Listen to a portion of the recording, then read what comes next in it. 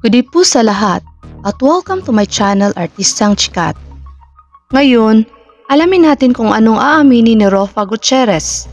Ano kaya ang magaganda at mga positibong impluensya nito sa kanya?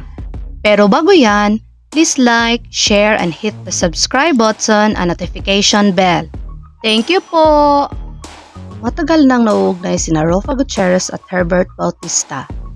Pero ngayon, inamin na ni Rofa Gutierrez na jowa na niya si former Quezon City Mayor Herbert Bautista. Sinabi ni Rofa na seryoso ang kanilang relasyon ni Herbert, na 4 years na pala ang kanilang relasyon. Subalit, mas pinipili nilang na maging pribado ito. Mas gusto raw ng actress ang tahimik na personal na buhay because it just leads to more happiness. Ayon kay Rofa, na sa kanilang unang date, inanyayahan din ni Herbert Bautista ang kanyang dalawang anak na sina Venice at Lorin na sobra niyang hinangaan. At nangyari ito Christmas time. They were included in our first date. Very proper. Sinundo kami sa bahay tapos sinama yung mga anak ko. Sabi niya, I wanna meet them and to make sure that they're okay with them and everyone is comfortable. Sabi ni Rofa. Ibinahagi naman ng anak ni Rofa na si Venice na nagsimulang magkagustuhan ang dalawa nang magkasama sila sa pelikula na The House Arrest of Us noong 2020. Aprobado naman ang dalawang anak ni Rofa kay Herbert Bautista dahil mabait siya at masaya sila sa kanilang ina sa kanyang relasyon ngayon dahil nakikita kasi nilang sobrang happy ng mamshi nila kay Herbert. Dinagdagan ni Lorin na nagiging teenager umano ang kanilang ina kapag pinag-uusapan si Herbert.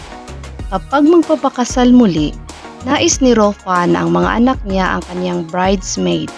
Nagbahagi naman si Rofa ng kwento tungkol sa maganda at positibong impluensya sa kanya si Herbert Bautista. Si Herbert Bautista ay parang mentor niya, kaya nga tinawag niyang platonic relationship with special someone. Si Herbert inspires and makes Rofa Gutierrez to be a better person. Herbert Bautista is always present and consistent through good and bad times.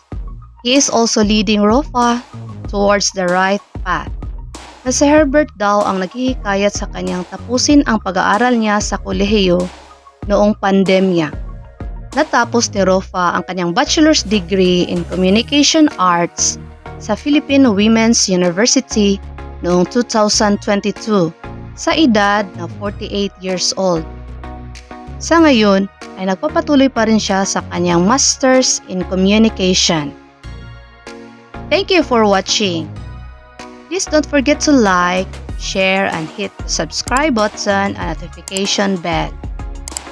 God bless you all.